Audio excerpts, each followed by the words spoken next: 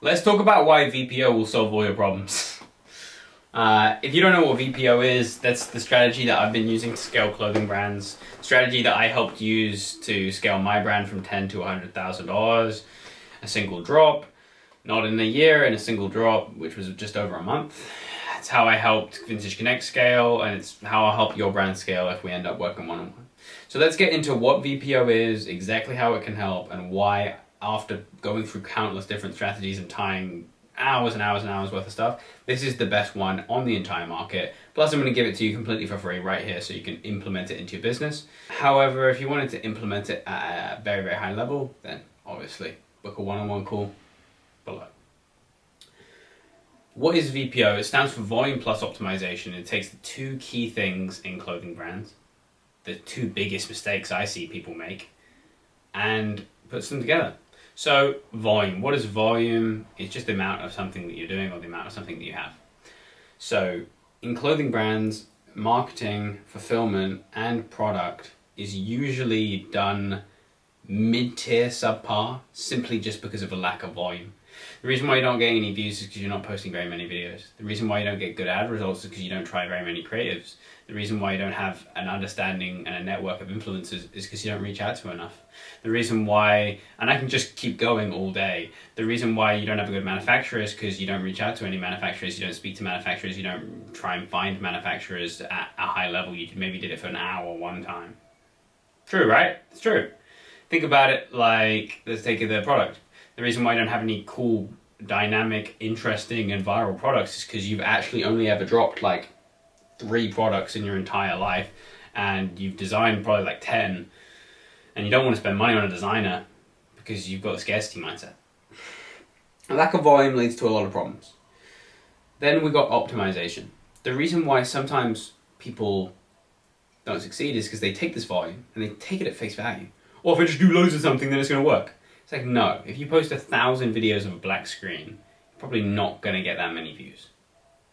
It's also not very worth it, if that makes sense. There's no real point in doing that. So, you need to optimize around something. That's where this phrase comes in. The way that it works is quick optimization, so fast optimization, because your volume needs to be worth it. When I say increase your volume, I mean everything. Increase your ad spend, increase everything, increase your influencer costs, increase your product development. Everything's gonna cost more. You're not gonna make as much money. You're gonna take a temporary L before you take a W. However, if you don't optimize around that stuff, you get that more data and you don't optimize, then you're just gonna take even more L's until you run out of money and you stop running a clothing brand. You say, VPO strategy doesn't work, 2025. VPO strategy was a very retarded idea. So yeah. That's where it comes down to. That's how optimization works. That's just the explanation of those two things. This is how the strategy works. VPO is split into volume and optimization in 2 different sizes. So you got the top level, which is volume plus volume, leads to more data, which leads to better decisions, which leads to profit and plateau. Then you've got quick optimization against your competitors, leads to more data, which leads to better decisions, which leads to profit and plateau. Those 2 things link up. That profit and plateau obviously is the same ending, which then goes to an infinity sign, and that's the way that this works. Let's go through. You already guys know what volume is. The strategy with volume is you do double what you're doing right now, no excuses. You double your ad spend, you do twice as much posting, if sometimes not even 3 or 4 times as much posting, just depending on how much you are. So reasons why I want to work with people to give them actual advice, because it's somewhat specific. If you're making 30 videos a month, then yeah, you do double the videos. If you're making 10 videos a month, then it's like, okay, bro, we can triple this easily. We could quadruple, we can quintuple this. So yeah. So volume plus volume, which leads to more data. The only thing we're trying to do when we up the volume is just get more information. With more information, it's easier to optimize. But before we even get that more volume, we optimize already.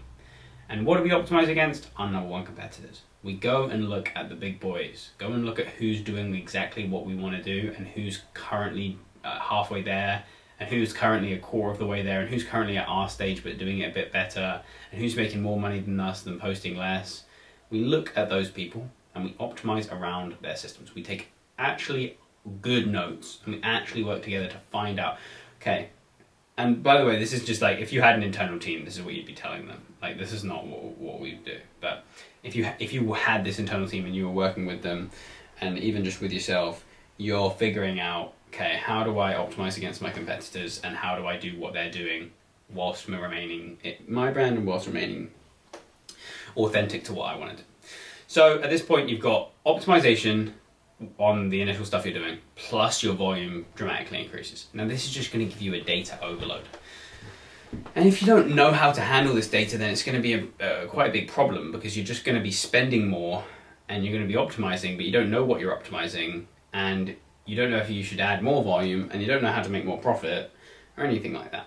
So that's just generally what needs to happen next, is you need to take that data and you need to make better decisions with that data. So you process that data, whether it be in Google Sheets, whether it be in Google Docs, whether it be on voice memos, I'm a big fan of, whether it literally just be talking to your internal team about what your findings are and brainstorming ideas about it. You can use Miro, you can use ClickUp, you could use pen and paper, you could use mental thought transactions. It doesn't matter, as long as you start to truly understand what is wrong with my business and how I'm actively fixing it. That will lead to more profit. However, it will also lead to a plateau, because you're not hiring anyone new. You're not doing anything else.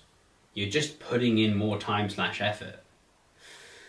And we're going to get to, I'm not going to explain it in this video, but one of the main things I like to do is, how do we do V plus V without putting T plus T as well? And I'm going to go back to that in a second. Point is, you get to profit, but you also get to plateau, and then you just do the same cycle again, and that's how you scale your brand. Now, let's talk about what I was about to say, T plus T, time plus time, and work plus work. Most people, when they do twice as many videos, think they need to do twice as much work. Most people want to say, okay, do twice or 3 times as many shoots.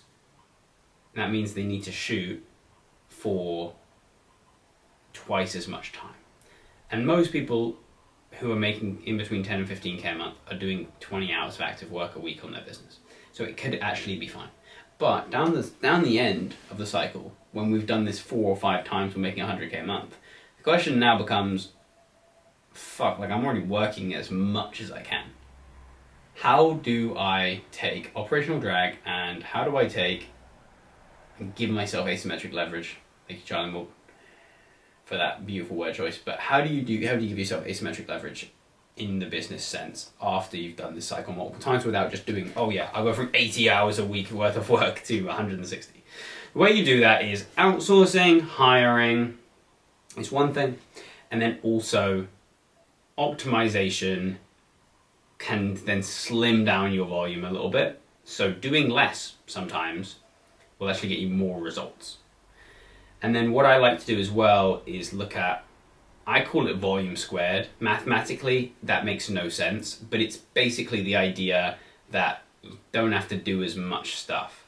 And the way that I like to go about this is, if I'm shooting 2 times a week for 3 hours each time, I've got to rent out the camera equipment every time, I've got to go to the location, I've got to get the guys down every time. I could just do a 4-hour shoot and I could get more content, and it would cost me less. And if I pulled up with 3 different outfits and I had my samples on time, then that would be an easy way for me to spend less time, spend less money, and get more shooting material. So there's easy ways to optimize and compact this type of stuff. And that's how the VPO strategy works in a complete nutshell, and just as simple as I can make it for any beginning clothing brand owners. And I really appreciate you guys for watching it.